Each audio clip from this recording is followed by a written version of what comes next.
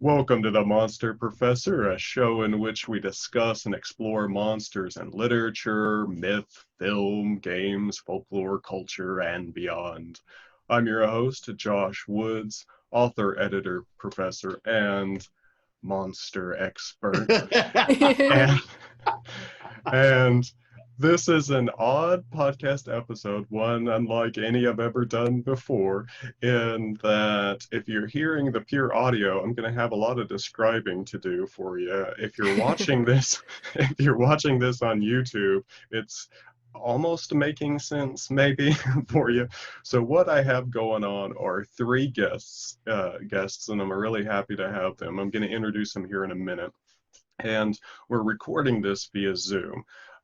And so you've got the pure audio if you're just listening, but if you're watching this on YouTube, you see us Brady Bunch gallery style right now, in which we're not only on Zoom, but we're playing with other programs to make fake masks, or not fake masks, they're masks really, but we have virtually enhanced faces of different kinds, and virtual backgrounds, or playing with those a little bit in one way or another. And so I'll do my best to describe what's going on as it goes on. And I don't really know how to host a show with 4 people total. I guess I'm just going to figure that out as we go along. So how about I get into some introductions now? Oh, by the way, just to clarify, what kind of masks what do you have going on? I have right now kind of a classic Wolfman look, and I'm extending my bottom teeth to enhance the Wolfman look. The glasses really make it, though. It's a very, very Oh yeah, very erudite werewolf. yeah, Like, it gentles the look somehow. The werewolf doesn't have to be dumb, does he? Can he be bestial and and nerdy? I'm not objecting. I think it's charming. They really complete they complete the whole thing. Plus the eyebrows kind of like cascade over the upper rims of the glasses. Oh, so yeah. It's a really bushy eyebrows. And I guess my background is, I like to think of it as the House of Usher. That's one of my favorite places to revisit about every year, is to return. I'll buy it as House of Usher. It's somebody else. Yeah, I think it's rain or snow. I got a fire kind of crackling in the background. I took somebody else's a Gothic Room YouTube video, by the way, and didn't ask permission. So if I get attacked on YouTube, it's probably valid. And so, and Pinckney, who was just speaking, well, why don't you let me you describe what your face is and what your background is. Well, I mean, that's a really the face is a Snapchat filter, which, if folks don't know, just get the SnapCam app for your desktop PC, and it gives you access to all the Snapchat filters, which are intoxicating. And the one I'm wearing right now is Robot Queen, it is called. She's gorgeous. Yeah, so it's a kind of mechanical, it's biomechanical. There seems to be sort of a third eye up above my regular eyes, and it's half metal and half kind of dramatic makeup, and behind me, depending on how you want to think about it, are at the moment either carnival lights or disco lights. Seem to be in keeping with my biomechanical appearance at the moment. You look a little kabuki as well. No, there is that, right? That it's kind of a emotionless in a way, I guess. Yeah. So, and what I'm finding out is that I love masks. Like, what a great thing. Why don't we wear them all the time? I'm realizing I have to get one of those N95 masks, but I need it to be there's one of those things that makes the lower half of your face like a grinning skull. Yeah. that I think all of this can be turned to the advantage of people who love monsters. Yeah, yeah, very cool. And Sarah, you've got a bunch of eyes. Describe that for us. I do. I have several eyes that I can wink. The whole side of your face winks. I mean, that's just, Yeah, your That's entire creepy. face is studded with eyes that are Yeah. alive. It's oh. Yeah, it's a little frightening. And I'm in the bedroom of the twin girls from The Shining, basically. I've gathered up all of the fake plants in this apartment, and I have positioned them around me as if it were a very low budget funeral. Yep. And that's where my life is at right now. And being broadcast, no less.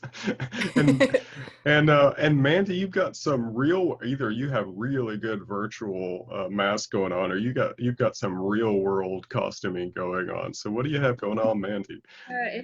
This is my Queen Amidala look that I put together for TikTok as well as Zoom, and it's definitely makeup, but that's why I can't have a virtual background, because it apparently thinks I'm part of the green screen.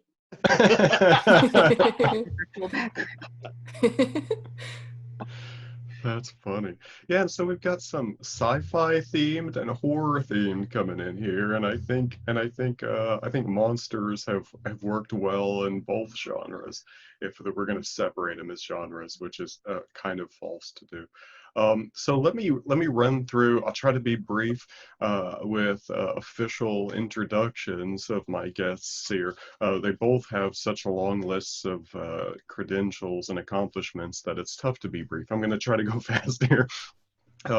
We've got Mandy Jordan. She graduated summa cum laude from SIUC and with a BA in creative writing and a minor in classics. As undergrad, she was Chancellor's Scholar, received honors diploma for her thesis, William Shakespeare's Harry Potter and the Philosopher's Stone, which is a great title, by the way. Author of the novels Lacrimosa, Veritas, and The Silence. Short story collections, Shadows of the Mind and Immortal Dissent. Stories have appeared all over the place. Missouri Review, Switchblade Tech Noir, Factor 4 Magazine, Mad Scientist Journal, Colored Lens, tons of others. Over 100 publications, which is insane. Founder and co-editor of, how do you pronounce it, by the way? Because I'm just going to screw it up. Alcyone. Asayuni. All right. Well, thank you. And that's for speculative fiction and poetry.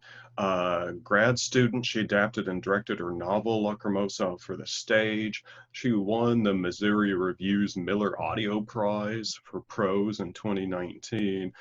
Short fiction piece Inheritance and Shadows of the Mind podcast based on her novel series. They're available on all major listening platforms.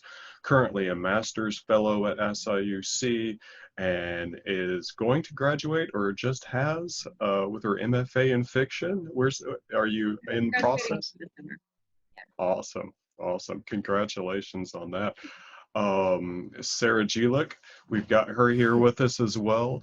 She was born and raised in DeKalb, Illinois. She earned a BA in creative writing with an MFA in fiction from SIUC. Her work has appeared or is forthcoming all over the place. Illinois Emerging Writers, Bronzeville, Prime Number Magazine. I don't know if you can catch some background noise, but I have cats going crazy and ravens screaming outside right now. And that seems to fit. So I'm just going to let it be. Mm-hmm. Let's see, all-female issue of Switchblade, and that got nominated for Best American Mystery Stories 2019. Tough, the publication Tough, where she was nominated for a Derringer Award, one of the cooler sounding awards to have in your sock. She has done voice acting and sound editing for podcast Locker 13, Dear Murder Street, Night of Another Sort, Saints and Witches as well. Her novel Saint Catastrophe is forthcoming from SFK Press, which is an awesome press, by the way, in August 2020. And I have Monster Professor podcast VIP Pinkney Benedict, our most frequent guest and far and away my favorite, and a mentor of mine and a teacher and mentor to my other guests, Mandy and Sarah, as well. And you've heard of Pinckney's many credentials before. Maybe I should say he's published a ton of things everywhere, and he's won all the literary awards, and he's cutting edge VR creative artist, artist, among many other things. So welcome to the Monster Professor, and thanks for coming, all three of you. No, if I'd had any idea it was all going to be so exhausting, I wouldn't have encouraged them so much. But now it's like, you can't just say this is my student anymore. There's like this, this yard-long rap sheet that goes with them. And you too, Josh. You also have good news, I gather, on the job front. You have enjoyed a recent promotion.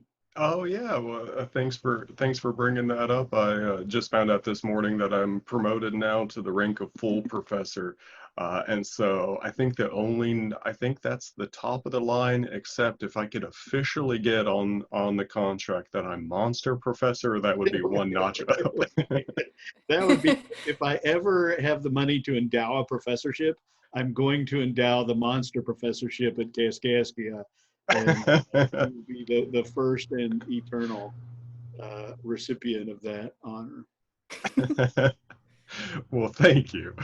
Yeah, and so I want to talk. One reason I wanted to talk with the three of you is because at a recent Zoom meeting with a mutual publisher of ours, Press 53.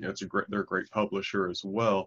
The three of you came on to share with us all sorts of options that writers have available to us during the quarantines and the lockdowns, all sorts of, but not only during that, but beyond. There are all sorts of avenues available to us and all sorts of media out there that we can work with as writers, as storytellers. And it struck me that, man, all three of you involve monsters and the supernatural in your work.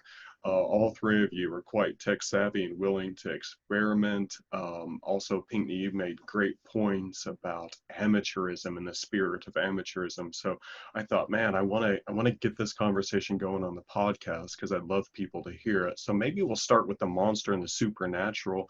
We'll kind of take turns and then interrupt each other as we feel necessary. I'm curious about the kind of monsters and supernatural beings that have shown up in your work. So what monsters or what supernatural elements have shown up in your works, and why go with the monster? Why go with the supernatural? Why deviate from what we typically consider to be realism? So maybe we'll go around our Brady Bunch block of faces here, and we'll start with Mandy, Sarah, and then Pinckney. What kind of monsters and supernatural elements and why in your work?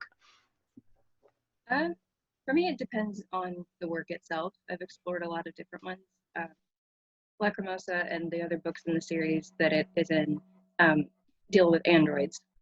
And that's always been something that's really interesting to me. Just first of all, sci-fi as a whole. I grew up on Star Wars and Star Trek and Stargate, all the star things, basically.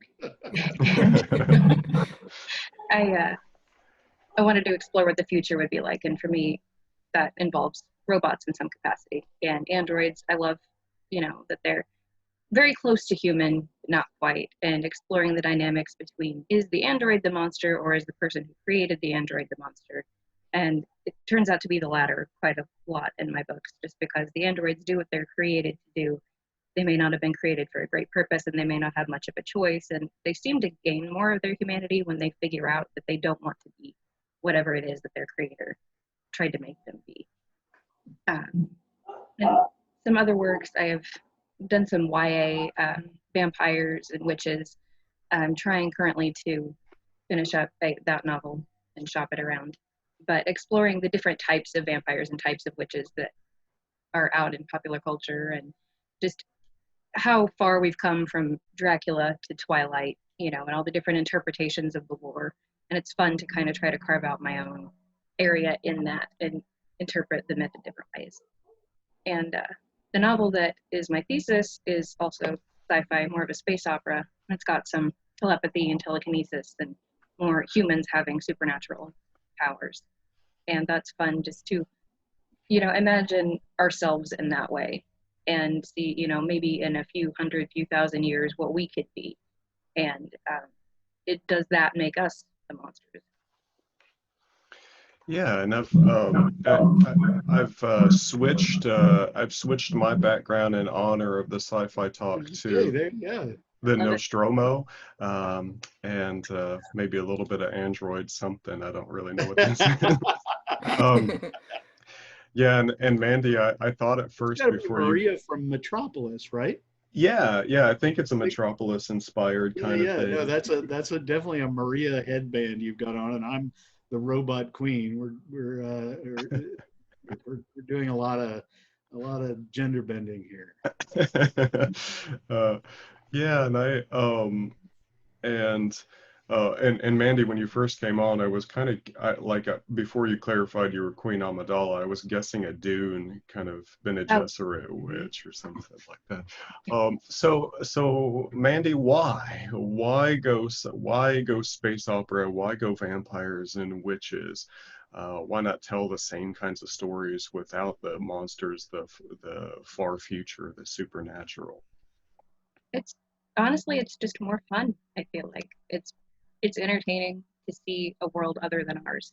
You know, we see this world every day, and especially at a time like this, whenever our world is extremely stressful, it's fun to go somewhere else, and you know, either somewhere or another time.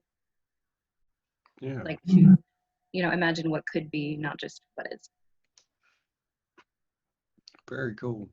I agree. Yeah, it's a lot more fun than being. I mean, you know, it's all fun, right? It's you know, putting on masks is fun, or I mean, fun maybe is too light a word for it, but I mean, yeah, there's real joy in exploring your imagination and not having to be, you know, some sort of, well, you know, like super dignified. But I say that, but I'm completely wrong. Like, because Mandy is a queen right now, right? I mean, you know, so that's not undignified. Like, that's more dignified than all, you know, everybody else in our dungarees and our, you know, sort of working man clothes and stuff like that. Like, and it's not like, you know, other people have to make you royalty, right? You're just like, nope, I'm royalty. And you put on the accoutrements of royalty and you hold the scepter in your hand, and, you know, there you go. Like, it's, you know, I love the permeability now, you know, the idea that we can bring these fantasies sort of, you know, to life, right? We don't have to pretend we're rational people writing about irrational people. Yeah. So I don't mean to interrupt, but I just, you know, the fun is exactly right. And it's so vastly undervalued. I mean, in academia, it's undervalued. And in like serious writing, I can't figure out why. Like, it doesn't make any sense. And there's something about building a whole world that's so satisfying, especially, you know, making this world function, and it has its own rules, and you can continue working in the world from a different character's perspective if you've set it up well enough that it's, you know, fully imagined. And it's fascinating to me how much we can create. And how real it becomes, right? I mean, I guarantee the worlds you make up are as real to you as the world you're sitting in right now, right? With scissors behind you and like real world objects. Yeah, I mean, isn't that fair to say? Yeah, absolutely. Yeah, no, I mean, and you can tell in your work because you just fall into that work, you know, as though you were writing about, you know, kitchens and you know, hybrid cars and so on and so forth. And, you know, but you're writing about starships and you know, and supernatural creatures, but it reads like they are normal things, right? They're just normal in that world. and that's that's where you want to be, right? That's paracosm. Yeah, and Mandy, how do you go about world building? And that's probably too big of a question to even begin to answer, but I really enjoyed it. I enjoy it with my shorter works, but I really got myself lost in it and really found myself enjoying it in my novel. And I think my process went something to the effect of I had a general idea of the kind of world I wanted to build with just up one or two premises.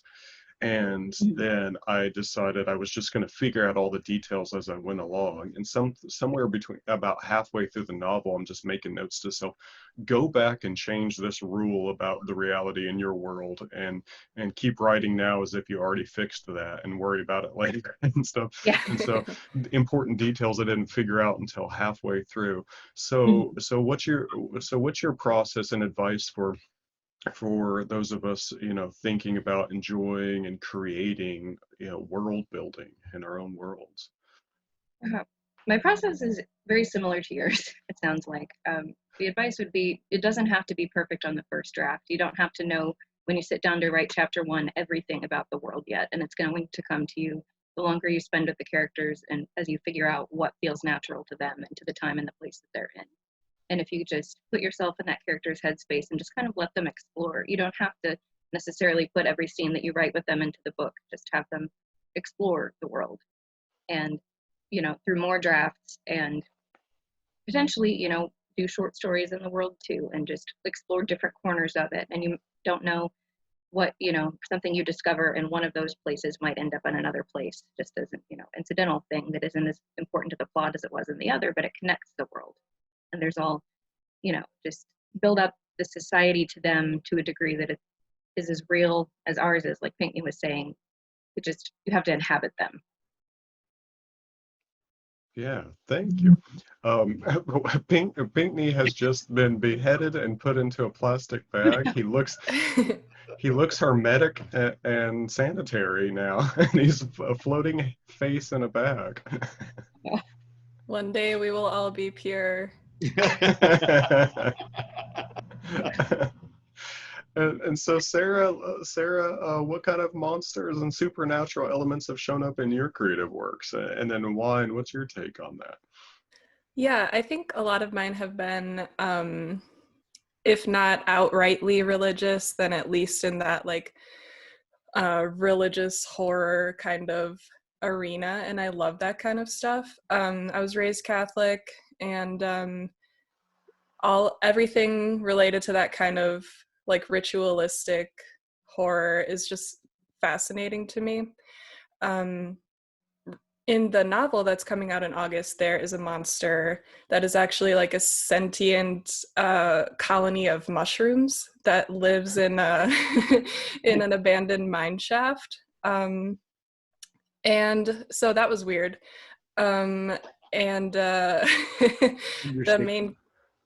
main character, Beth, actually has an interaction with the mushrooms. The monster's name is Leviathan, and it's literally just a ripoff of one of the beasts in Revelation. Literally all you have to do is go to a random page in the Bible and just close your eyes and point your finger at something. And it's probably something cool that you can rip off and write a story about, which is really what I do 75% of the time, I would say. So yeah, it's a colony of mushrooms, and they actually infect Beth, the main character, and sort of send her out on a quest to really destroy the world, and she tries her hardest. And I think what's fascinating, comedy, by the way, partly it's a comedy. Yeah, well, it is a comedy, and I remember, Pinckney, when I was about halfway through the book, going to your office hours and talking about it, and you were like, do you understand that this is a comedy? I was like, oh my god, I had been thinking of it as deadly serious. Meanwhile, the main character is always high on shrooms and is just knocking things over and falling on her ass and getting tased and peeing herself. And I was like, oh yeah, I guess it is a little bit funny. Um, so I love the idea of a monster that like definitely exists, is 100% real. It's not some kind of metaphor. This is a real colony of mushrooms that actually speak, and it exists in a mine shaft, and you can go there and you can talk to the monster, but it's going to infect you. It's going to put something inside you that you can't get rid of. And I just love the idea of a monster that can not just kill you, but it can change who you are as a person. It can change everything about you. That's always fascinated me. There seems to be, you know, and I have no idea how intentional or not. So I guess it's more of a question. Like, so you're bringing up the religious influence, and I think you called the Catholic rituals the horror of the rituals, which is curious and interesting. And and then your main character ingests this mushroom and is changed internally. And that sure sounds like communion to me. That sure sounds like the ingesting of the body of Christ and stuff. And so is there some type of some type of religious communion connection with mushrooms, or are you just afraid of mushrooms? Or what's up with that? So I think you're definitely right that it is supposed to mirror the Eucharist, the communion. It's the literal consumption of a god, not just human flesh, but the flesh of a god. And I think that's, I mean, what could be more fascinating, in my opinion? And like, yeah, so the mushrooms, and it's sort of like you know, I do a lot of research about saints, particularly the mystics, the ones who have these crazy visions all the time. And a lot of them have been reported to go into these fits of ecstasy when they receive the Eucharist, and where they sort of go like pale and rigid and float like 5 feet above the ground. So I think that kind of thing where if you ingest this thing that humans somehow have this like precious access to, it can literally transport you.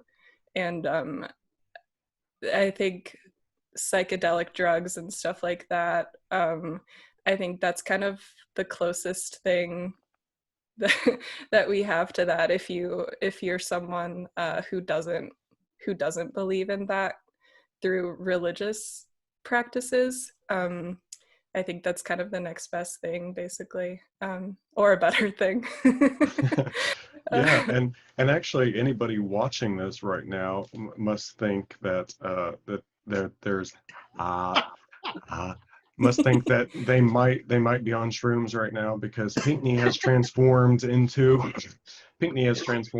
some sort of like psycho killer clown, which and with a bloody nose. And what makes it creepier to me is that he's at an open window for some reason, like this nice kind of Hey, idyllic murderous scene. clowns with bloody noses also get to live in nice places.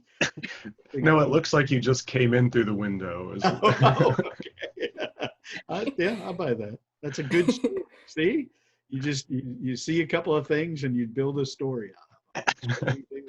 It's what we do. It's all we do. Yeah, that's true. And I've just transformed into a talking Yes. skull and a wraith of some type. Bone wraith, I think, is the Snapchat lens. I'm trying to decide what kind of skull that is. Like maybe a dog skull or something. Yeah, it looks it's like a cat.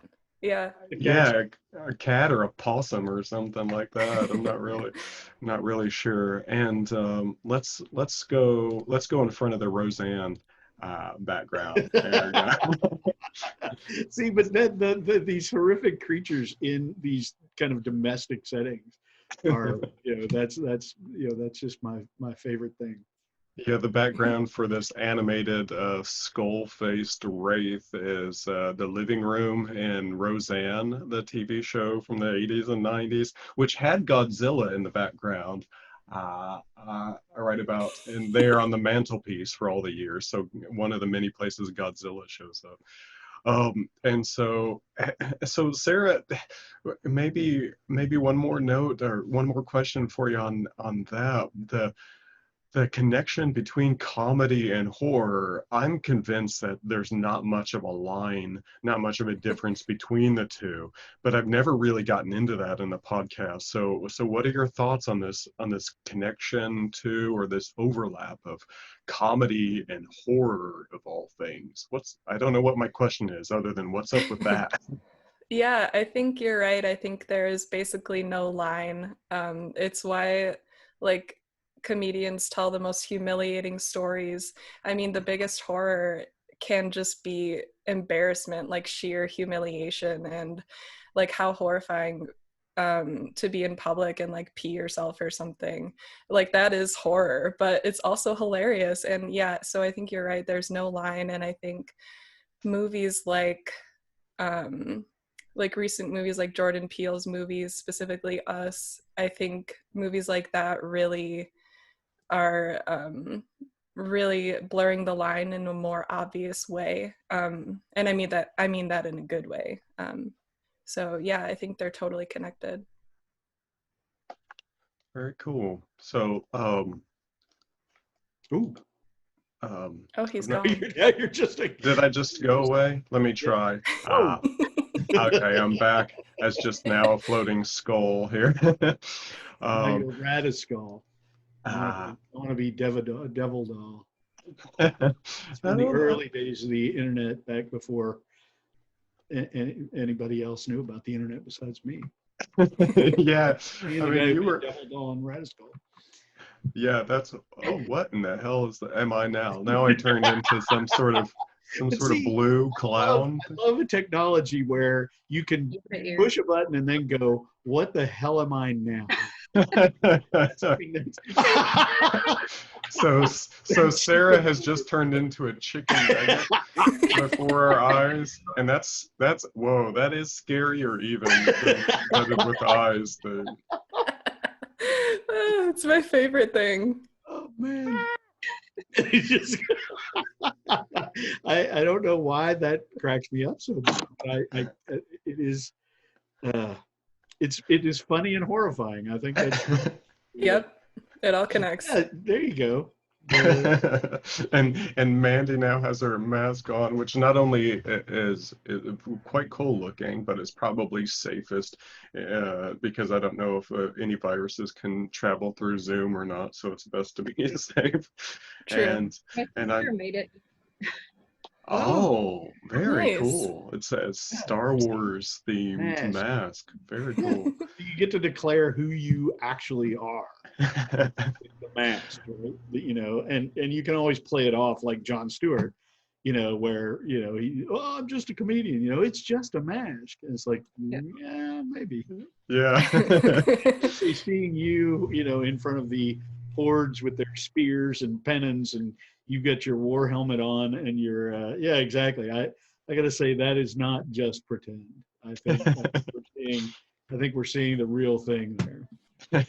Yeah, right now I went with a Norse helmet look with glasses still on, and the glasses always make it. Look, that's how we know how smart you are. Or maybe not just. Yeah, and I think so many Vikings would have done even better had they had the advantage of glasses. Well, no, I think that's exactly right. When you imagine that all those people were wandering around, probably seeing the world the way I do, which is just you know, bizarre blur out beyond about 3 feet. And for whatever reason, my new prescription does not allow me to see things close up. So now my glasses are on and off. Like I have them off right now because I can't get used to the bifocal thing in them, and so now if I'm looking at my phone or on the computer, I don't wear glasses and I can see close up. But the entire world around me is like green screen. It could be anything could be happening. Do you ever think about how, like, if you did have to live back then, like how fast you would die? All the time. You know, when I was a kid. You know, and I had appendicitis at 14. I would have died when I was 14 years old. Yeah. I mean, if not well before then, just because I was sort of a blind, clumsy, fat kid. You know, I don't think they. I think this is the only era in which the blind, clumsy, fat kids have a chance of making it through. Yeah, that's the title of your memoir, by the way. Blind, clumsy. Actually, the only stab I have ever made at a kind of memoir or autobiographical story was called Hog Body, because that's literally the worst insult I've ever received in my life. Oh my gosh. Yeah, but now, and it's just sort of a military term for fat people. Hey, hog body. And but now, like anything, you can end up owning it. I'm like, hogs are really sort of strong and fierce, and they're very intelligent, and so I'm okay with it now. I've come to Yeah, Are that's we doing therapy? I'm sorry. I thought we were talking about monsters. I thought we were just talking about, my sadness. Childhood trauma. Well, it does cross over quite a bit, right? Like you're That's not a true. monster if you're included. The monster, like part of the definition of monster is this outlying, excluded thing that everybody wants to hate, fear, and get away from. And sooner or later, somewhere along the stages of evolution in monster tales, or even within a story of a monster tale, or the retelling of it, say with the Frankenstein stories or the Dracula stories, is something like realizing that the monster and the excluded thing maybe wasn't the true horror all along. And then a lot of them seem to have this like theme of embracing this horrible thing you're seen as, like taking an insult and turning it around. But I mean, that's kind of strangely empowered people throughout history, like King Hrolf Kraki. Like that wasn't his real name. He just took that because that was an insult kids used to throw at him as they were kid Vikings, right? And he was it meant something like skinny twig of a twerp or something. And he confronted, after he became conqueror and Viking lord king, and then confronted one of his old bullies as a kid and thought, you used to call me Hrolf Kraki. That's my new name. Now all shall fear Hrolf Kraki. Yeah, exactly. I mean, Yankee Doodle, right? I mean, Yeah. like what, all of those, you just take it on, and you own it. And I mean, it's the way I've come to love the word hillbilly. I'm just like, because what could be cleaner, like clear or more, tribal, like, you know what I mean? Like, it's just so clean and clear. Like, yeah, call me hillbilly. What problem would I have with that? How would I deny it? And by the way, most of the best people I know are hillbillies, either literal hillbillies or they act like hillbillies, or could be hillbillies. So I'm totally fine with that. That's but the people who've called me that have meant it as an insult. And so, Pinckney, we've talked some before about some of the monsters and supernatural elements that showed up in your fiction, and feel free to chime in on some more of them that maybe we haven't talked about before, but maybe you could bridge us into the next question I want to get into. One of the reasons I wanted you three in particular to talk with me on the podcast is what is the future of storytelling, and what's possible in this future of storytelling that all three of you are already full speed ahead into, and is there a place for monsters in this new future of storytelling? So what's going on with the various media and with various storytelling forms, and then what are you up to with that? Yeah, well, I mean, I guess see, if I tilt back, you can see my green screen. I need to relax, but I'll just make a brief pitch about what we're doing at SIU, in the fiction program at SIU.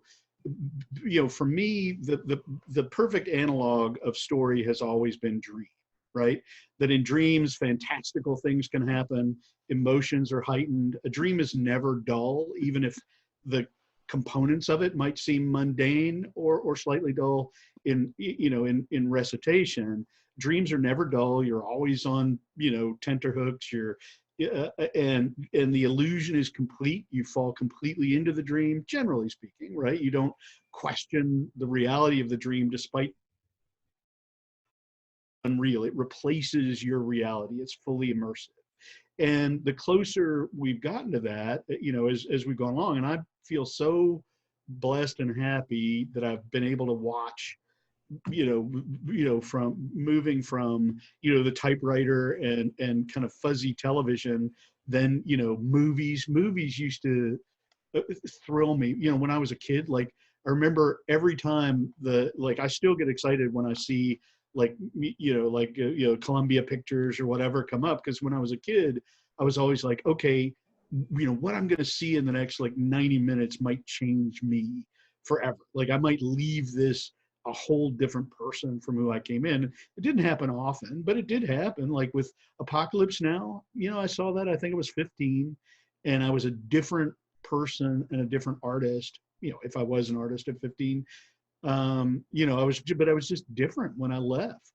And that's what dreams can do. And now what technology has done, and if we look at this particular, Murderer's Row or Rogues Gallery, whatever we want to call what we are now, the dream now extrudes into the world, and you don't have to be trained. One of the things that has worried me is the stratification of people who are able to partake of the dreams that we tend to make in academia, right? That we're not making beginner stuff. We're making stuff only people who are trained like us can enjoy and do enjoy, right? And this has happened completely in poetry, as far as I can tell. I don't know that anybody in our society reads poetry now except poets.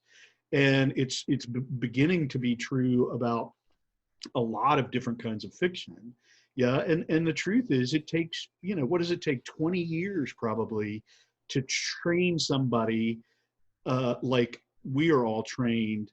20 years, probably $500,000. So it's like training a fighter pilot to be able to draw out from the abstractions of the squiggles on the page to make those abstractions real, right? To create the theater of the mind, the sort of discipline that draws out of those abstractions. And what technology seems to me to be doing, and I'm kind of theoretical about it, but I'll let the rest of you talk about it maybe in practical terms, is like in VR. In film, there's relatively little abstraction because we do see things, and we're used to seeing things and making patterns out of it, right? So that's why film is a less elitist, or television is a less elitist medium than writing, because you're one layer of abstraction away. You don't have to make the images yourself.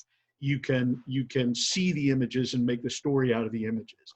And things like, what we're doing here with, wearing masks and being in make-believe environments, that's one step further. And then with things like, with podcasting and the audiobooks that my students are working on now, and both Sarah and Mandy have been involved in an extremely successful project that we're doing at SIU with audiobooks with SIU Press.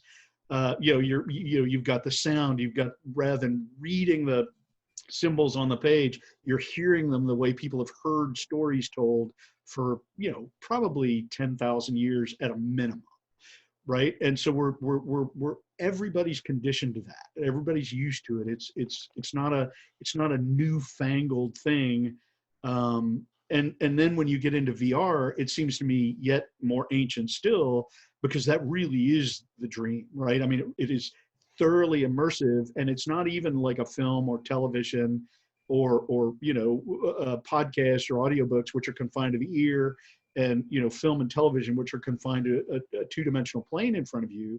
Like, we're not meant to see two-dimensionally, right? Like, we've got eyes that are offset from each other by a very certain amount in the front of our faces. And that makes us, one, it makes us predators, and two, it means that we interpret the world as 3 dimensions. And so there's a certain amount of abstraction when I look at a screen and it's got a flat version of Josh on it.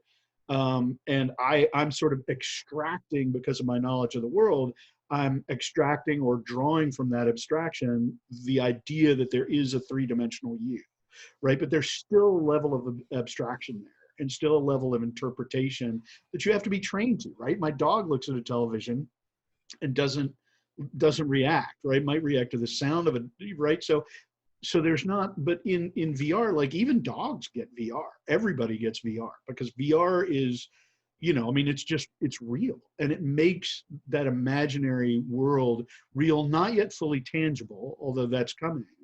And there aren't those levels of abstraction. It's why, for instance, people who don't like to play games on the computer, because you're using the WASD keys and the mouse and so on and so forth, that all of that movement is abstracted, right? In VR, you're not doing that abstraction, or at least it's at a much reduced level. You're actually touching things. You're actually picking things up with your hand. You are moving your head around corners. You are in a world that reacts recognizably the way our world does, but that can be made, it can have the dream elements, the supernatural, the fantastic, the monstrous.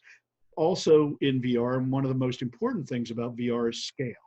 Yeah, that when you see the Minotaur, right, or Godzilla in VR, it's not a 2-foot tall monster on your screen, but you can see he's next to a 18-inch tall building. So you go, okay, he's bigger than a building. I can draw from that. He's just boom, right? Like you have to look up, and there it is, and it's full size. And there's really something to that we don't, that the level of interpretation and abstraction is drawn down, right? With each advance. That seems to me the way we're moving in our art. Now, people lament that, and I understand it, right?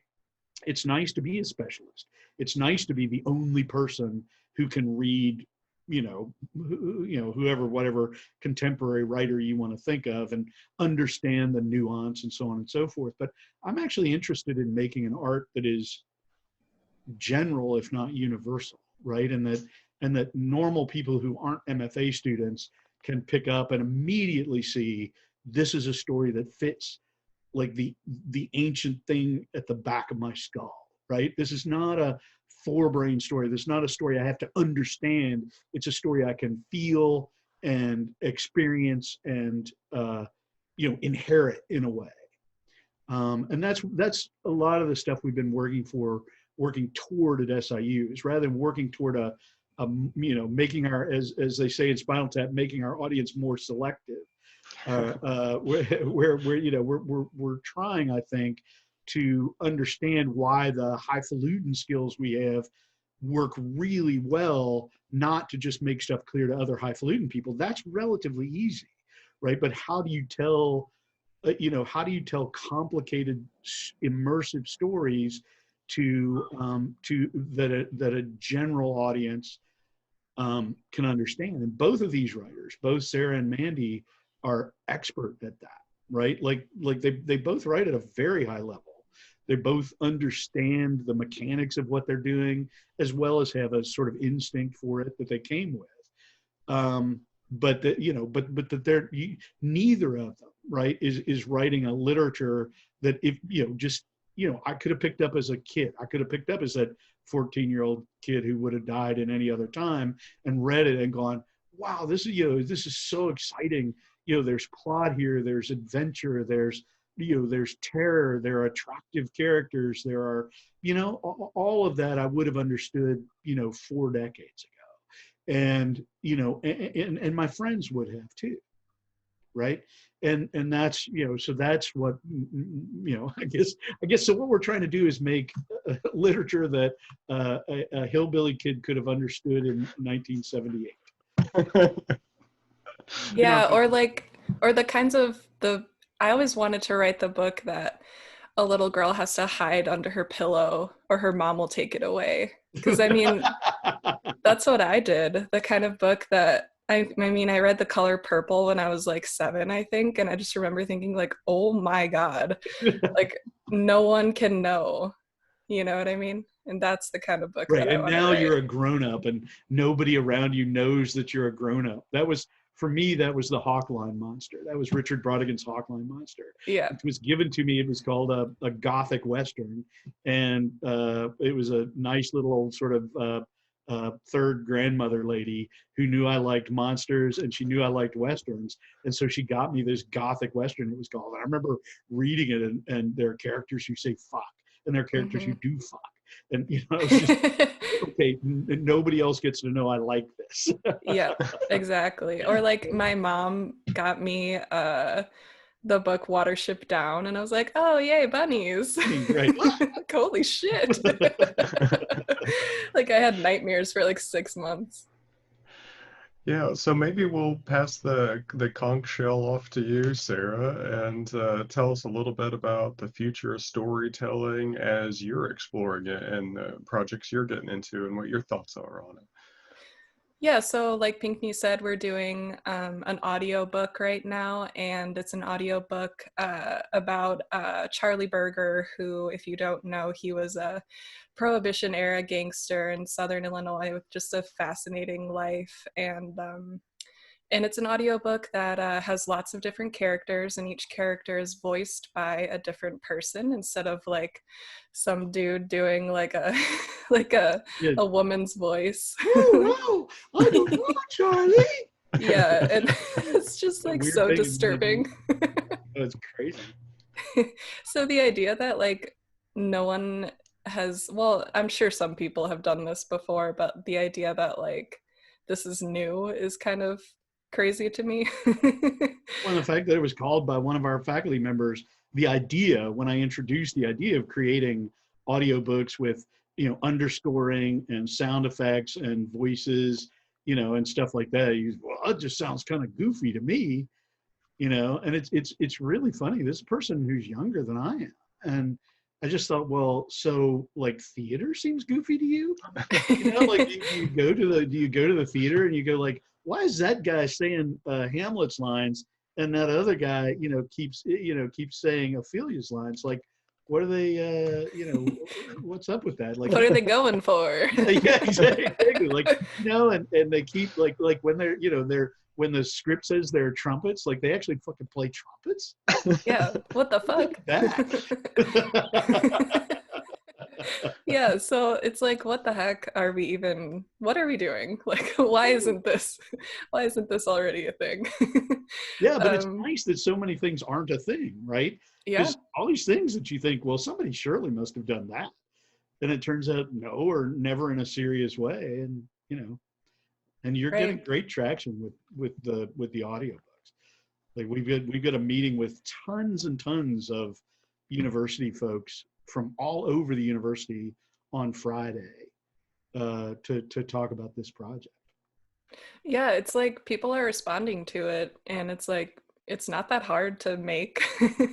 Like everyone should do it with their own work. I think that is going to be the future as more and more people just completely stop reading words on a page, which is understandable. It takes a long time, it takes effort, and people just don't want to make the effort sometimes. I know I don't. I would much rather watch Netflix than read sometimes. So, and why not? There are great shows on Netflix that can teach you more about writing than some books can. So like, I don't think there's a need to sort of mourn the death of literature in a way. Like, I mean, I understand it, and like I think about it a lot, and I just think, you know, maybe someday it'll come back, maybe it won't. Who knows? No one knows what's going to happen, and I think that can be really exciting instead of having to be like sad or like pretending to be sad about it. I think a lot of people are pretending to be sad about the death of many, many things. Yeah. You know, the bricks and mortar university is going by the wayside, and many people are actually sad about that because it breaks their rice bowls. But you're not allowed to say, you know, you're some kind of weird, you know, atavistic monster if you say, well, you know, it's about time. Like, why have we been, this is way better than Feiner, right? Wouldn't you say, Mandy? Would you say, Sarah, Josh, you all know Feiner. Like, is this in any way a less efficacious way for us to trade ideas and theories and thoughts than Feiner is. Could I have this face in Feiner? Right. Yeah, I Feiner, by the mean, way, is a horrible classroom building on our university campus at Southern Illinois, and it's an above ground concrete bunker, I think. And as I told my Yeah. creative writing students when we were doing a creative writing workshop in Zoom, the only difference that appeared to me was that we couldn't smell each other, and that's not something I really miss, so that's fine. I mean, we can do everything we can do in a classroom right here. Undergraduates. That's how I know I'm God. teaching. Smells like victory. Oh God.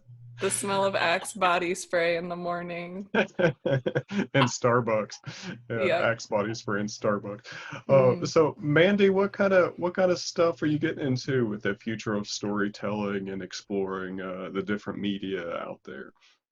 Well, what we're doing with A Night of Another Sort, which is the Charlie Berger book, is what I did with my Shadows of the Mind podcast. Yeah, Mandy's been way ahead of us. Mandy's been way ahead of everybody on this. Truly. We did, right now the first season, which corresponds with the first book in the series, is done, and it's narrated. When each character narrates, they're played by a different person, and their dialogue and other characters' chapters the same way. With music and the sound effects, that was the really fun part for me, was trying to take this futuristic world and create it in 3 dimensions through sound. And I think it transports you in a way that reading it on the page doesn't, because you're suddenly in this world. You can hear plasma guns, you could hear what an android sounds like when they run, and it's a lot of fun to just think about what that could be, and then it's satisfying whenever people are listening to it and they can finally understand what this world is kind of already in my head. And so that's been a great experience to do that. And that was what I did with the piece for the Miller Audio Prize, which was set in the same world.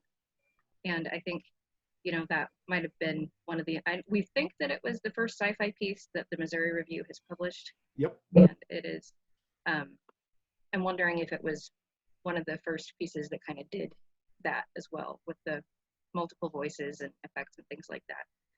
But in addition to that, trying to create all of these worlds in additional dimensions. We're doing that through things on the internet too, like have a wiki for that universe. And, it not only helps me stay organized in terms of, I can keep the characters' bios and timelines organized that way, but it could be something that someone could stumble across on the internet and make them want to read the books, make them want to get invested in the world.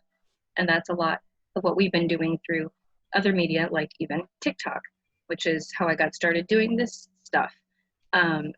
Because you really made quite a hit on TikTok. Thank you. I passed 700 followers now and about 13,000 likes across Queen of TikTok.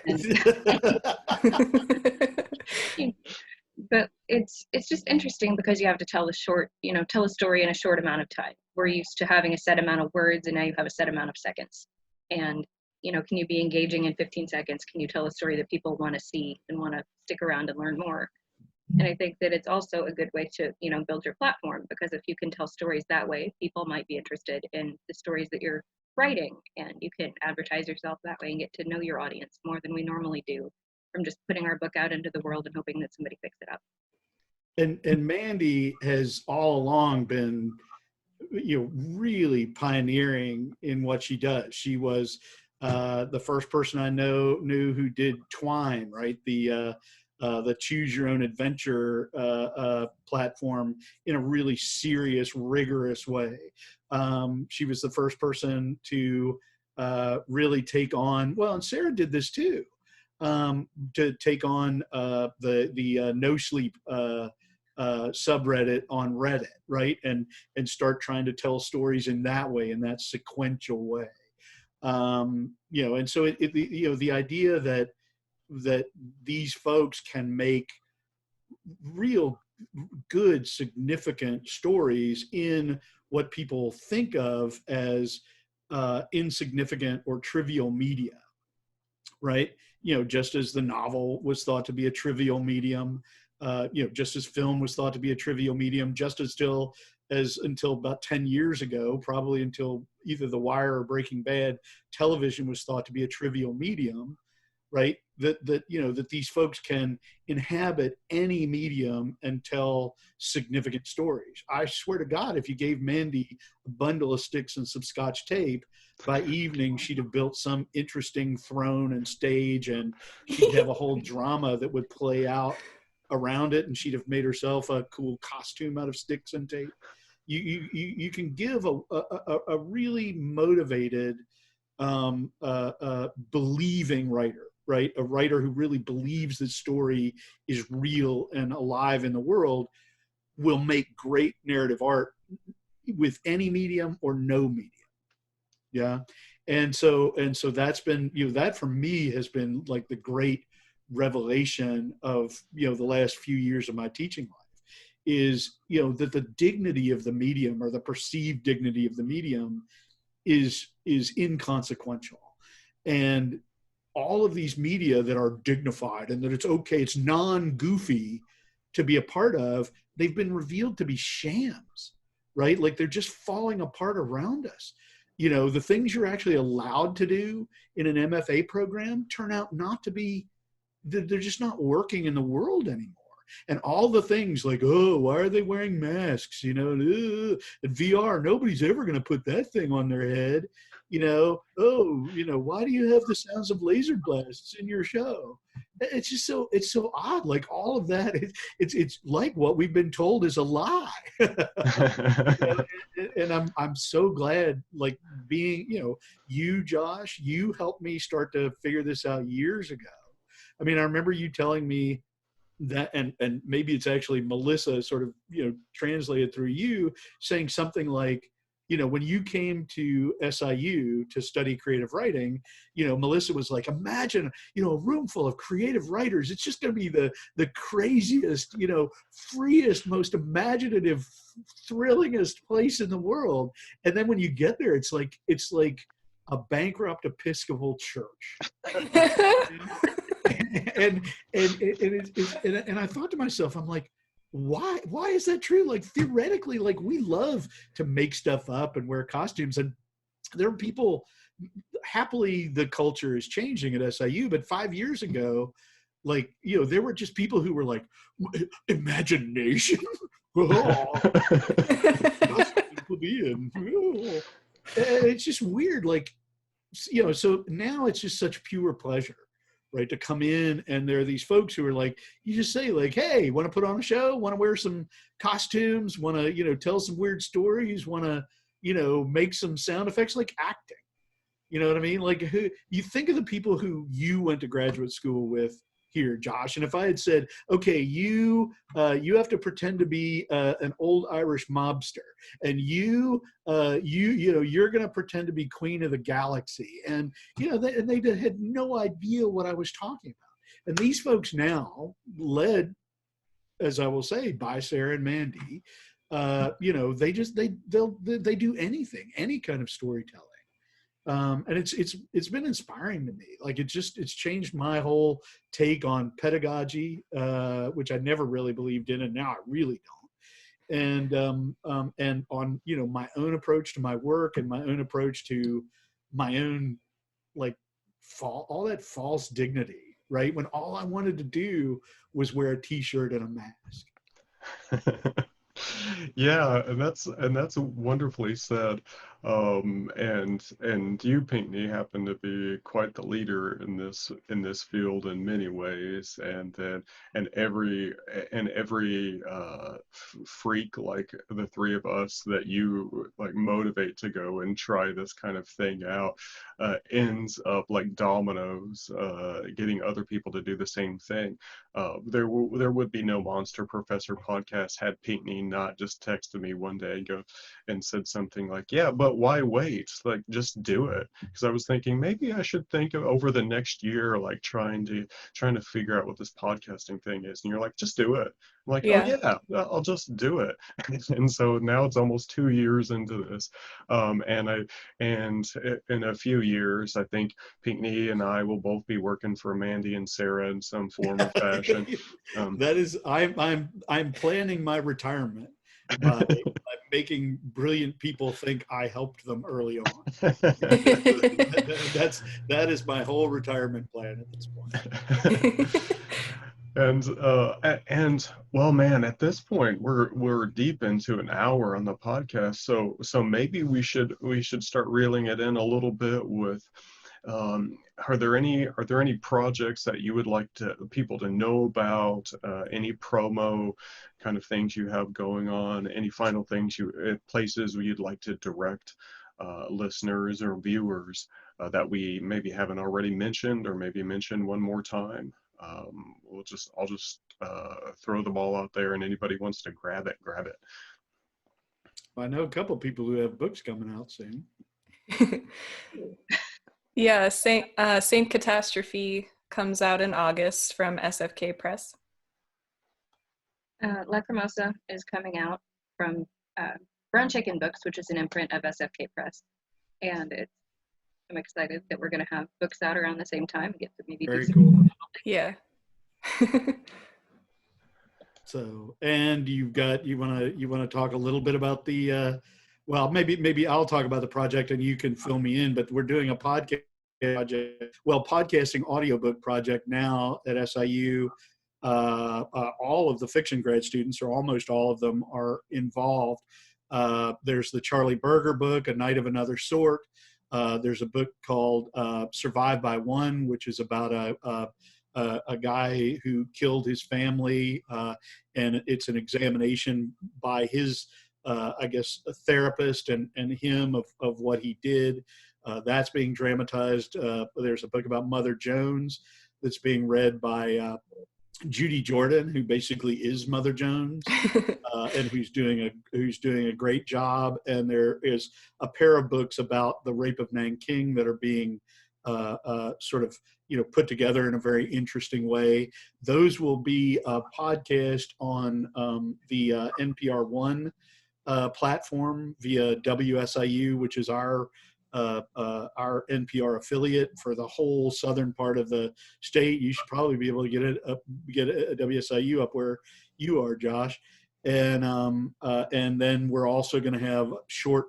Those will be coming out in about 15 to 20 minute segments. It's probably starting in the summer or very early fall on NPR One, and then we'll be sort of talking about them in a short talk show format on WSIU starting as they come out, and we'll do interviews with Sarah and Mandy and other folks who are involved. So that's a brand new project, and it's a partnership now between SIU Press and the creative writing program and WSIU. And as far as I know, it's unique among creative writing programs. We now have a full-on partnership, and it's growing, with SIU Press, with a deeply reputable